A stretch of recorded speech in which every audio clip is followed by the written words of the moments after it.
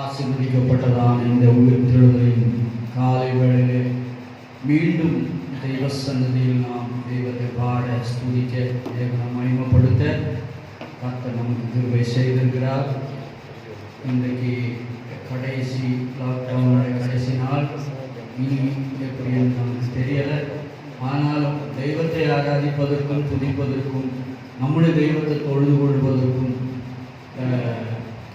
எப்போதும் நாம் முதல் மனசுள்ளவர்களாய் தெய்வத்தை ஆராதிக்க கடைப்பட்டிருக்கிறோம். அதற்கு யாதொரு தடையும் கிடையாது என்பதை நாம் அறிந்து கொள்ள வேண்டியது அவசியமாயிருக்கிறது. இந்த பகல் காலம் இந்த வார்த்தையை கவனிக்கிற உங்களுக்கும் சமீபத்தில் இருக்கிற எல்லா தேவனுடைய பிள்ளைகளுக்கும் விசுவாசிகளுக்கும் ஆண்டவராகிய இயேசு கிறிஸ்துவின் இந்த நாமத்தில் வாழ்த்துக்களை தெரிவித்துக் கொள்கிறேன். இந்த பகல் காலம் கடந்த ஒரு வார காலம் முழுவதும் நமக்கு நல்லவராய் வல்லவராய் போதுமானவராய் இருந்த தேவனுக்கு நாம் இந்த பரிசுத்த நாளிலே நாம் அவரை தொழுது கொள்ளாமல் இருக்க முடியாது.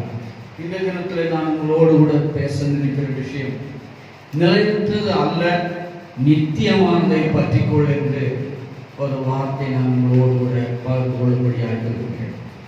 நிலையற்றது அல்ல, நித்தியமானவைகளை பற்றிக்கொள்.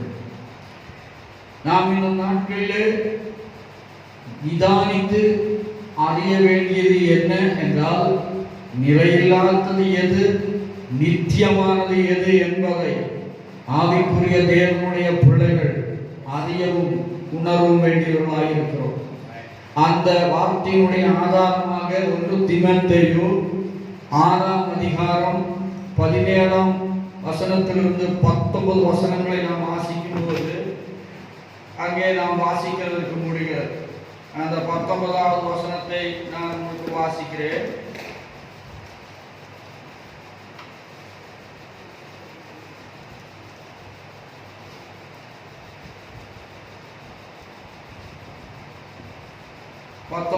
சமயம் இல்லாத சமயம் போகிறபடியால் ஒரு வசனத்தை உங்களுக்கு வாசிக்க விரும்புகிறேன். நித்திய ஜீவனை பற்றி கொள்ளும்படி வருங்காலத்திற்காக தங்களுக்கு நல்ல ஆதாரத்தை பொக்கிஷமாக வைக்கவும் அவர்களுக்கு கட்டளையிடுகிறது. வருங்காலத்திற்காக தங்களுக்கு நல்ல ஆதாரத்தை பொக்கிஷமாக வைக்கவும் அவர்களுக்கு கட்டளையிடு என்று தீமோத்தேயுவுக்கு தேவ ஆவியானவர் பவுலின் மூலமாய் வெளிப்படுத்துகிறதை நமக்கு பார்ப்பதற்கு முடியும்.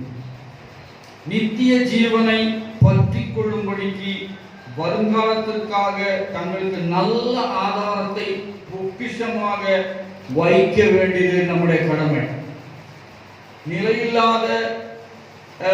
நிலையில்லாதவைகளை என்ன என்பதும் நித்திய ஜீவனுக்கு ஏதுவானது என்ன என்பதையும் இந்த நாட்களிலே விசுவாச மக்கள் அறியவும் உணர்வும் உள்ள ஒரு காலகட்டத்தில் நாம் வந்திருக்கிறோம். நிலையில்லாதவைகள் எல்லாம் மாறி போய்கொண்டிருக்கிற ஒரு காலகட்டத்தில் ஒன்றே ஒன்று நமக்கு நம்பிக்கை இருக்கக்கூடியது நித்திய ஜீவனை குறித்ததான நம்பிக்கை.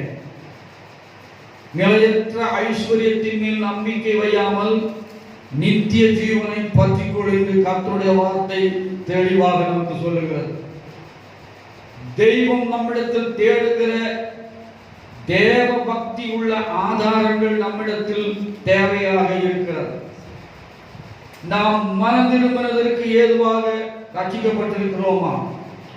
இயேசுவின் இரத்தத்தினால் நாம் பாவங்கள் கழுவப்பட்டிருக்கிறது என்கிற நிச்சயம் நமக்கு உண்டா? மூழ்கி ஞானஸ்நானம் எடுத்ததினால் உள்ள ஆத்ம சந்தோஷம் நமக்கு உண்டா? நாம் யதார்த்த பக்தி உள்ள விசுவாசிகளா? உலகத்தை வெறுத்தவர்களா? தேவனுக்கு உண்மை உள்ளவர்களா? புத்தி உள்ளவர்களாயிருந்து இயேசு கிறிஸ்துவின் மேல் போடப்பட்ட அஸ்திபார உபதேசத்தின் மேல் அஸ்திபாரம் போடப்பட்டவர்களா? நாம் உறுதி உள்ளவர்களா? நல்ல திராட்சை செடியின் கொடிகளா? இந்த கொள்ளை நோய் காலகட்டத்திலே இதில் ஏதாவது நம்மில் இருந்து நஷ்டப்பட்டிருக்கிறதா என்பதை நாம் அறிந்து கொள்ள வேண்டிய அவசியமாயிருக்கிறது. இது நம்மிலிருந்து நஷ்ட காலத்திற்கு ஏதுவாய் நஷ்டப்பட்டிருந்தால் இந்த கேள்விகளுக்கு மத்தியில் நாம் தேவ பக்தி உள்ள பிள்ளைகள் என்று நம்மால் சொல்ல முடியுமா? இனி ஒரு நல்ல சூழ்நிலைக்காக நாம் காத்திருக்கிறோமா? உலகத்திற்கு வெளியே இருந்து சபைகள் இப்பொழுது உலகத்திற்கு வெளியே இருந்த சபைகள் இப்பொழுது உலகத்தை பின்பற்றுகிற சபைகளாய் மாறியுள்ளது. நீங்கள் யார் என்று பரிசோதனை செய்ய வேண்டிய காலகட்டத்தில் விசுவாசிகள் நாம் வந்திருக்கிறோம். நித்திய ஜீவனை நாம் பற்றிக் கொள்கிறோம் என்பதை, நித்திய ஜீவன் என்னோடு கூட இருக்கிறது, நிலையில்லாதவைகள் மேல் எனக்கு நம்பிக்கை இல்லை, நிலையில்லாதது மாறி போகும், நித்தியமானதை நான் பற்றிக் கொள்வேன் என்கிற ஒரு உறுதி விசுவாசிகளுக்கு மிகவும் தேவையாயிருக்கிறது. கர்த்தருக்கே மகிமை உண்டாவதாக. நித்திய ஜீவனை பெற்றுக்கொள்ள நல்ல ஆதாரம் தேவை. ஆதார் கார்டு நம்மிடத்தில் இருக்கிறது, ஆனால் நித்திய ஜீவனுக்கு எதுவான ஆதாரம் நமக்கு தேவையாயிருக்கிறது. நமக்கு இருக்கிற ஐஸ்வர்யம் சம்பத்தை விட கிறிஸ்துவின் மேல் உள்ள பக்தி விலையேறப்பட்டது என்பதை நாம் அறிந்து கொள்ள வேண்டிய அவசியமாயிருக்கிறது. பல போதகர்கள் செய்யும் ஆசீர்வாத பிரசங்கம் இப்பொழுது எங்கே போனது என்று நமக்கு தெரியவில்லை. நமக்குள் கபட பக்தி இருந்திருந்தால் எவ்வளவு நாட்கள் கொண்டிருந்த பக்தி வீணாதாய் போய்விடும் என்பதை அறிந்து கொள்ள வேண்டும். எல்லாம் அனுகூலமாய் இருக்கும் பொழுது நாம் ஒரு மேல்பாலான நிலைமையில் ஜீவித்துக் கொண்டிருந்தால் இனியுள்ள காலகட்டங்களிலே நம்மை நித்திய ஜீவனுக்கு ஏதுவானவர்கள் என்பதை வெளிப்படுத்த முடியாவிட்டால் இவ்வளவு நாள் நாம் கொண்டிருந்த பக்தி கபட பக்தி என்பதை நாம் அறிந்து கொள்ள வேண்டியது அவசியமாக இருக்கிறது. ஆனால் உண்மையாக உங்களுக்கு உண்டான தேவ அன்பு, வாஞ்சை, வைராக்கியம், நம்பிக்கை உள்ளத்து உயர்ந்து நிற்குமே ஆனால் அவை நாட்களில் உங்களுடைய நம்பிக்கையை பலப்படுத்தும், உறுதிப்படுத்தும். நித்திய ஜீவன் மேல நமக்கு நம்பிக்கை இருக்கும். உலகத்தின் சூழ்நிலைகளை குறித்து நாம் கவலை இல்லாதவர்களாக நாம் நித்திய ஜீவனுக்கு மேல் மிகவும் ஆழமாய் நம்பிக்கை கொண்டிருப்போம். கர்த்தருடைய வருகை சமீபம் என்று நாம் கண்டறிகிறவர்களாய் காண்பதற்கு முடியும். Praise the Lord. ஆகவே நமக்கு ஒரு நல்ல ஆதாரம் தேவையாயிருக்கிறது. நல்ல ஆதாரம் உள்ளவர்களாய் நாம் மாற வேண்டிய அவசியமாயிருக்கிறது. எப்படி நாகமான் அவன் 5ஆம் அதிகாரத்தில் 6-5 வசனங்களை வாசிக்கும் பொழுது நாகமான் அவனுடைய குஷ்டரோகம் நீங்க முடியாமல் மூடி மறைத்துக் கொண்டிருந்த நாகமான் அவனுடைய சரீரத்தை ஒரு நாள் அவனுடைய வீட்டில் உள்ள சிறு பிள்ளை பார்த்தபோது, வேலைக்கார பிள்ளை பார்த்தபோது எஜமானனுக்கு இப்படிப்பட்ட ஒரு நோய் இருக்கிறதா என்பதை உணர்ந்து எஜமானியிடத்தில் போய், எங்கள் தேசத்திலே இஸ்ரவேல் தேசத்திலே தீர்க்கதரிசி இருக்கிறார், அங்கே நீங்கள் போவீர்களானால் எங்கள் எஜமானனுக்கு, நம்முடைய எஜமானனுக்கு இந்த வியாதி நீங்க விடுதலை ஆகும் என்று அந்த பிள்ளை சொன்னார். அதை நம்பி நாகமான் அந்த சிறு பிள்ளையுடைய வார்த்தையை கேட்டு அவள் இஸ்ரவேலுக்கு போகிறதை நமக்கு பார்க்கிறதுக்கு முடியும். ஆரம்பத்தில் அவன் நினைத்திருந்த எண்ணங்கள் வித்தியாசமானவைகள். நாம் ஒரு பெரிய மிலிட்டரி ஆபீசராக இருப்பதனாலே நம்மை தொட்டு நம்மை சௌக்கியமாக்கி அனுப்புவார் என்று நினைத்திருந்தான். ஆனால் அவன் அப்படி செய்யாமல் அங்கே அவனுக்கு சொல்லப்பட்ட காரியம் வித்தியாசமாயிருந்தது. யோர்தானில் போய் 7 தரம் மூழ்கு என்று சொன்னபோது அற்ப சமயம் அவனுக்கு அது ஏற்றுக்கொள்ள முடியாத நிலைமையில் இருந்தாலும் கூட தன்னுடைய கூட வந்த வேலைக்காரர்கள் சொல்லுகிறதுனாலே அவன் போய் யோர்தானில் 7 முறை மூழ்கினான் என்று நம்ம வேத புத்தகத்தில் வாசிக்கிறோம். 7வது முறை மூழ்கும் பொழுது அவனுடைய சரீரம் சிறு குழந்தையுடைய சரீரத்தை போலாகி அவன் சுகமடைந்தான் என்று பார்க்கிறோம். அவனுக்கு இப்பொழுது இஸ்ராயேலின் தேவனை தவிர வேறொரு தேவன் இல்லை என்பதை நிச்சயமாய் உணர்ந்து கொண்டதான் நாகமான் அவன் கடந்து வந்து தீர்க்கதரிசியினிடத்திலே சொல்லுகிற வார்த்தையை நாம் கவனிக்க வேண்டும். இஸ்ரவேலில் தேவனை போல் ஒரு தேவன் இல்லை. இனிமேல் நான் எந்த காலகட்டத்திலும் நான் இஸ்ரவேலின் தேவனை தான் தொழுது கொள்வேனே தவிர வேறு நான் தொழுது கொள்வதில்லை. ஆகவே எஜமானனே, தீர்க்கதரிசியே, நாங்கள் எங்களுடைய தேசத்திற்கு போகுவதற்கு முன் ஒரு மணல் மூட்டையோடு கூட மணலை கொண்டு போவதற்கு நீ உத்தரவு செய்ய வேண்டும். காரணம், இந்த நாட்டில் உள்ளதான மணலை கொண்டு நான் பலிபீடம் கட்டி இஸ்ராயேல் தெய்வத்தை நான் ஆராதிப்பேன் என்கிற ஒரு தீர்மானம் எடுத்தான்.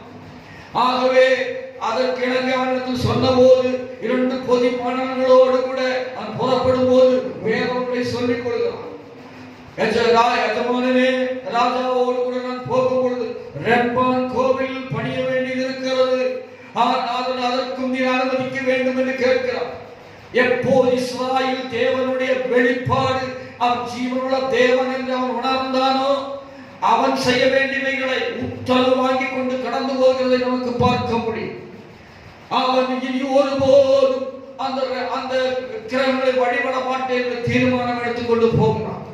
தேவனுடைய பிள்ளைகளே, உங்களுக்கு கிடைத்த கிறிஸ்துவினுடைய வெளிப்பாடு, உபதேசத்தினுடைய வெளிப்பாடு, இப்படிதான் ஜீவிக்க வேண்டும் என்கிற வெளிப்பாடு, நிலையில்லாதவைகள் மேல் நம்பிக்கை கொண்டிருக்கிறோமோ, அதற்காக நாம் வாஞ்சித்துக் கொண்டிருக்கிறோமோ, அதற்கு பின்னாலே நாம் போய் கொண்டிருக்கிறோமோ என்பதை குறித்து ஆராயவும், அது நம்முடைய நித்திய ஜீவனுக்கு எதிரானதுதானா, இப்படி நாம் கடந்து போனால் நித்திய ஜீவனை நாம் பெற்றுக் கொள்வேனா என்கிற ஒரு நம்பிக்கை, ஒரு வெளிப்பாடு, ஒரு தீர்மானம் நமக்கு மிகவும் அவசியமாக இருக்கிறது.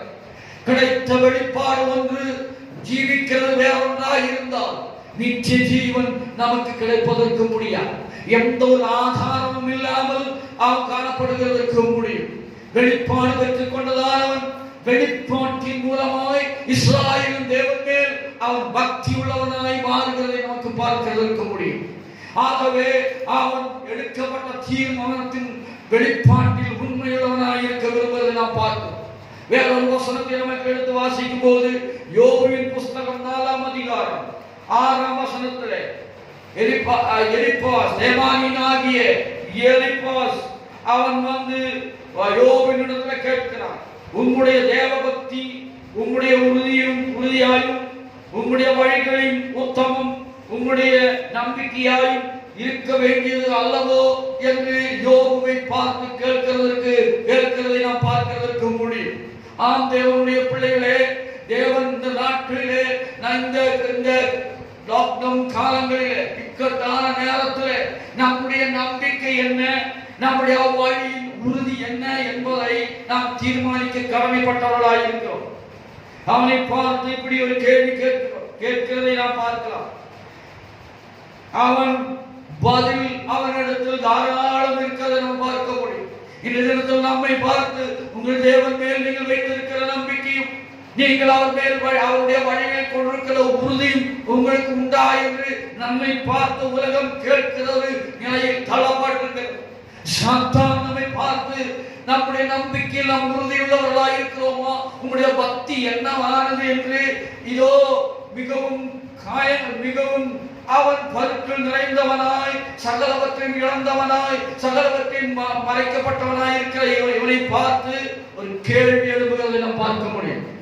நமக்கு வேண்டி கால்வரி சிலுவையில் மரித்து உயிர்த்தெழுந்ததான இயேசு இன்றைக்கும் ஜீவிக்கிறவராய் இருக்கிறார்.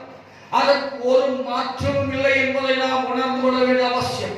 என் தேவன் இன்றும் எனக்குள் ஜீவிக்கிறார். என் தேவன் இன்றைக்கும் காரியத்தை மாற்றி அமைப்பதற்கு முடியும்.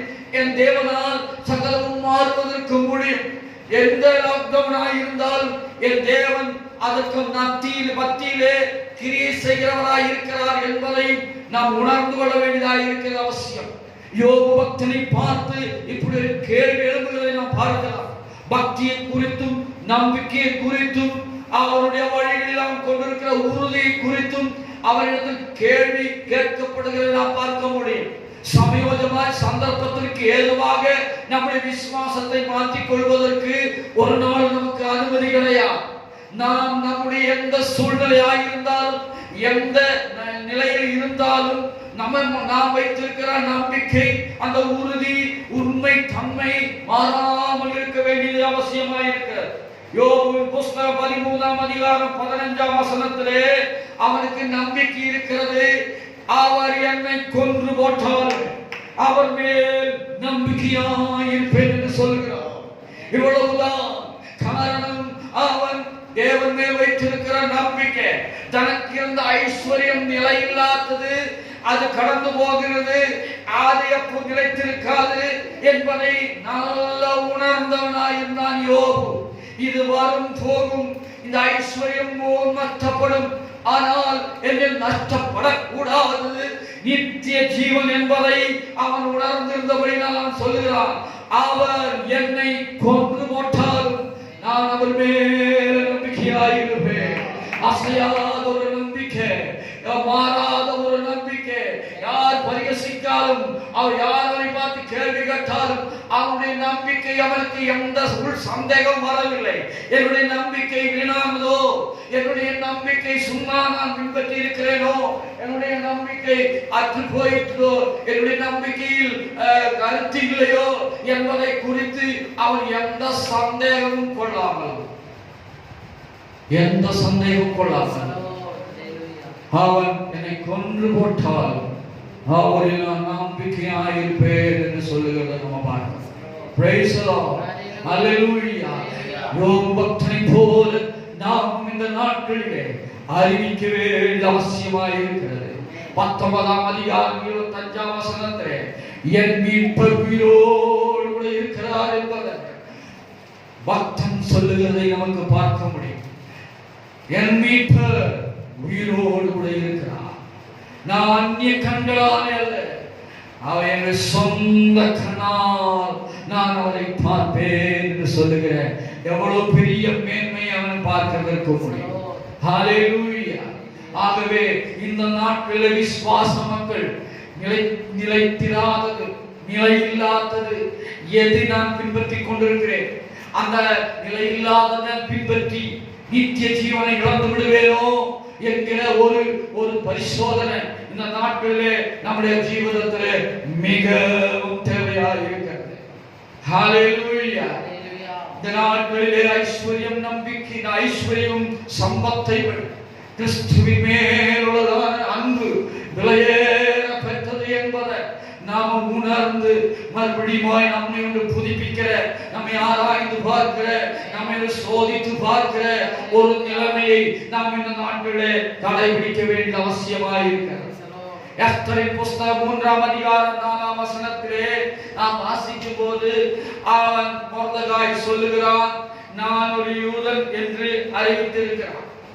அங்கே முற்றத்தில் உட்கார்ந்து கொண்டிருக்கிற மற்றவர்களிடத்திலே ஆமானை இவன் தொழுது கொள்ளாததை கண்டபோது அவர்கள் கேட்டபோது அவன் சொன்னான், நான் யூதன், அதனால் ஆமானை தொழுது கொள்ள முடியாது என்று சொன்னபோது அவர்கள் இவனுடைய வார்த்தை, இவனுடைய சொல் நிலைநிற்குமோ என்று பார்க்கிறதற்காக ஆமானிடத்திலேயே போய் சொன்னதை நமக்கு பார்க்க முடியும். Praise the Lord. ஆனாலும் அவன் மொர்தெகாய் தான் சொன்ன வார்த்தை நிலை நிற்கிற வார்த்தை, மாறி போகாத வார்த்தை, அது ஒரு நாளும் மாறாது. நீ என்னுடைய கழுத்தை வெட்டினாலும் நான் யூதன் என்று சொல்லுகிற வார்த்தை ஒரு நாள் மாறி போகாது. என்னுடைய வார்த்தை நிலை நிற்கும்.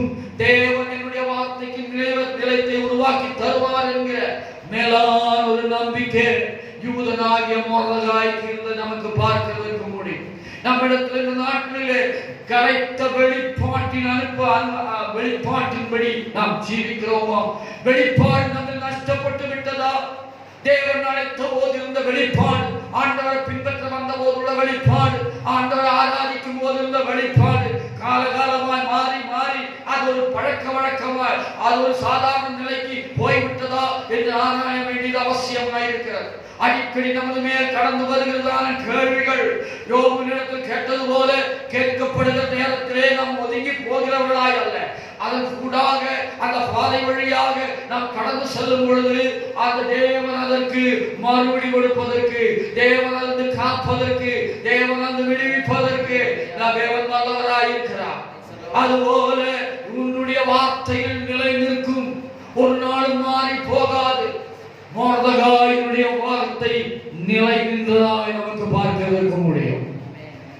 முதல் நாள் திராட்சரசத்திற்கு விருந்து வளைத்து அவன் தாமாரும் ராஜாவும் அந்த திராட்சரசம் பருகினதற்கு பிறகு வீட்டுக்கு போய் அவன் தன்னுடைய பெருமைகளை, தன்னுடைய புகழை அவன் தன்னுடைய மனைவியினிடத்திலும் நண்பர்களிடத்திலும் எல்லாரிடத்திலும் சொன்னான். ஆனால் ஒன்று சொன்னான், இதெல்லாம் அந்த யூதனாகிய மோர்தெகாய் இருக்கிற வரைக்கும் இது ஒன்றும் எனக்கு பெரிய விஷயமா இல்லை என்று சொன்னான்.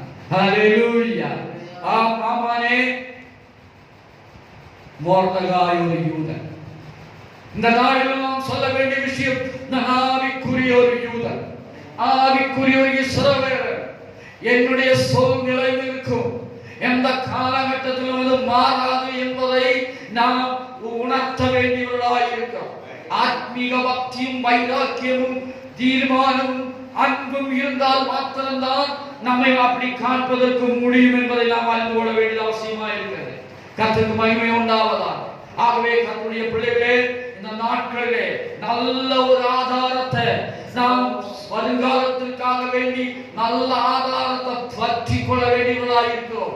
இந்த நாட்களில் சப்ரைட் பண்ணி பார்க்க வேண்டியது, நாம் நிலைத்திருக்கிறது எதன் மேல் நாம் ஆக்கிரமித்திருக்கிறோம், நிலைத்து இல்லாததின் மேல் நாம் எப்படி வாஞ்சியுள்ளவர்களாக இருக்கிறோம்.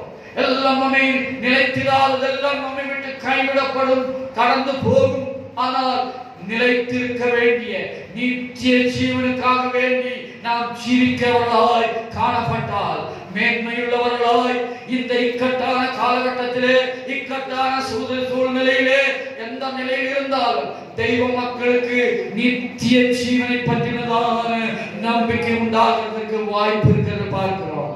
இந்த நாட்களிலே அதிகமாய் தெய்வ சன்னதிலே ஆராய்ந்து பார்த்து, நான் அந்த திராட்சை செடியினுடைய கொடிகளா என்பதை, அவர் மேல பற்றி படர்ந்தவர்களா, நாம் ஆண்டவரோடு நிலைத்திருக்கிறோமா என்கிற பல கேள்வியை நான் உங்களிடத்தில் வைத்ததை நீங்கள் தொடர்ந்து உங்களிடத்தில் கேட்டு உங்களை ஆராய்ந்து பார்த்து நித்திய ஜீவனுக்கு ஏதுவாய் வருங்காலத்தின் ஆதாரங்களை சேர்த்து வைக்க தேவன் தாமே உங்களை ஒவ்வொருவரையும் ஆசீர்வதிப்பாராக. ஆமென். ஹல்லேலூயா.